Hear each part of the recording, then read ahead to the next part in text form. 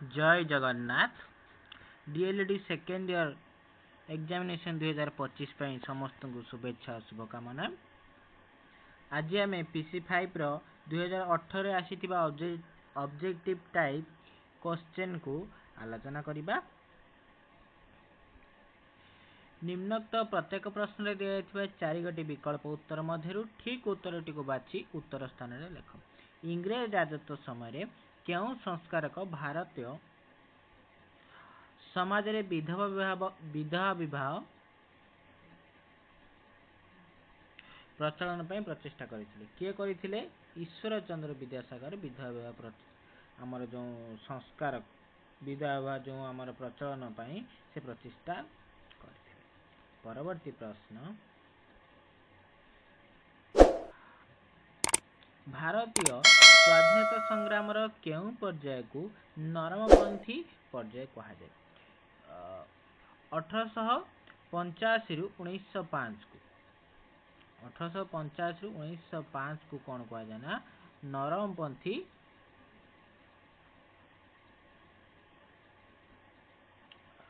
समय बोली कहा जाए।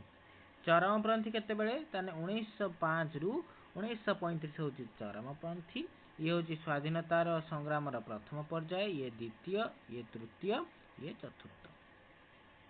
परवर्ती प्रश्न, ओडिशार केउं बरपुत्रଙ୍କ उद्यमरे उत्कल सम्मेलन हेतिला? मधुसूदन दास को उद्यमरे उत्कल सम्मेलन हेतिला। परवर्ती प्रश्न हेउची,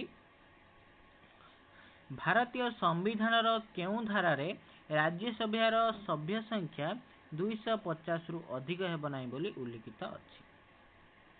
धारा 80 अनुसार 80 धारा अनुसार केबे हेले राज्यसभार सभ्य संख्या 250 रु अधिक हेब नाही।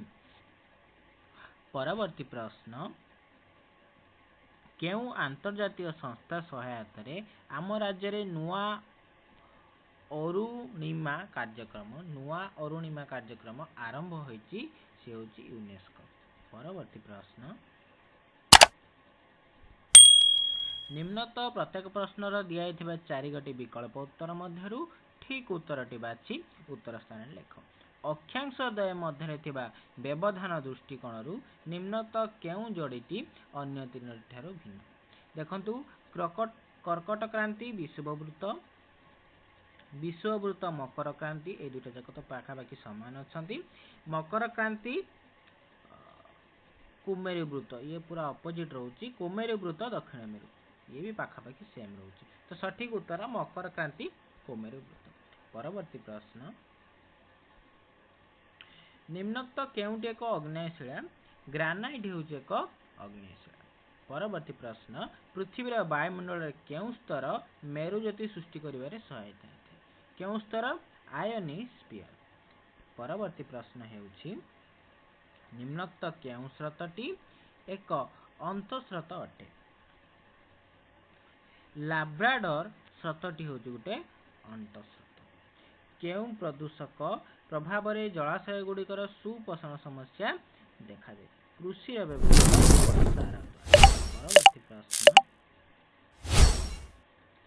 निम्नोक्त प्रत्येक प्रश्न दिया चारि गोटी विकल्प उत्तर मध्यरु ठीक उत्तरटी को बाछि उत्तर स्थान लेख।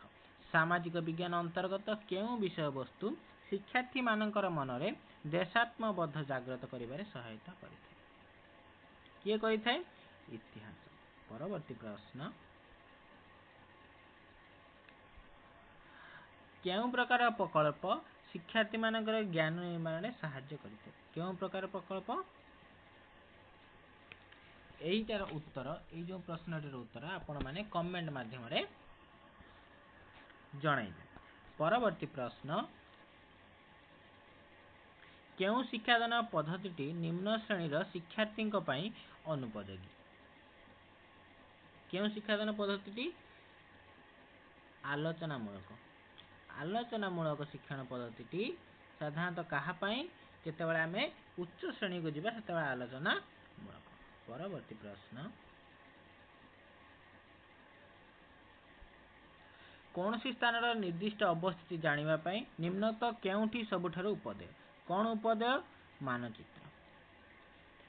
शिक्षण कार्य शिक्षार्थी मानसिक तथा बौद्धिक स्तर अनुଯାयी एवं तार आग्रह तथा अभिरुचि अनुଯାयी हेबा आवश्यक। एही शिक्षण कार्य केउं उपादान को सूचौछि? आह्वानमूलक उपादान को सूचौछि। परवर्ती प्रश्न, निम्नत प्रत्येक प्रश्न रे दिया चारि गोटी विकल्प उत्तर मध्यरु ठीक उत्तरटी को बाछि उत्तर स्थान रे लिख।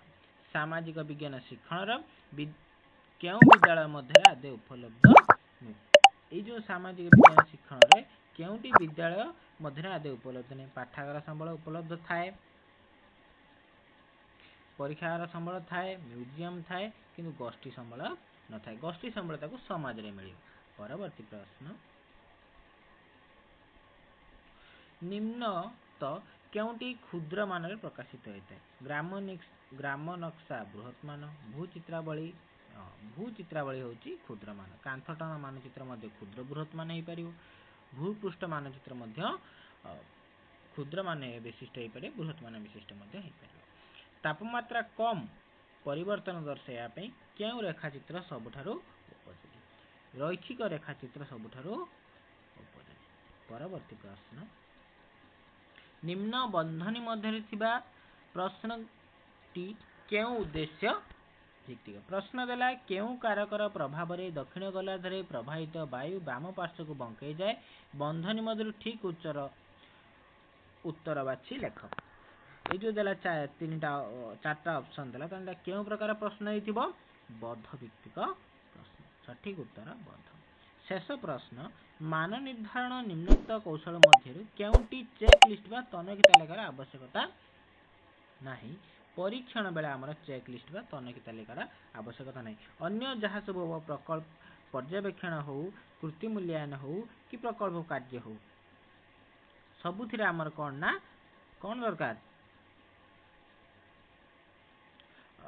जो आमर रही चेक लिस्ट और तनखि तालिका दरकार। एई भली ओटीटी, डीएलईडी और जेटी रिलेटेड वीडियो देखिबाकू एही चैनल को सब्सक्राइब करंतु। धन्यवाद।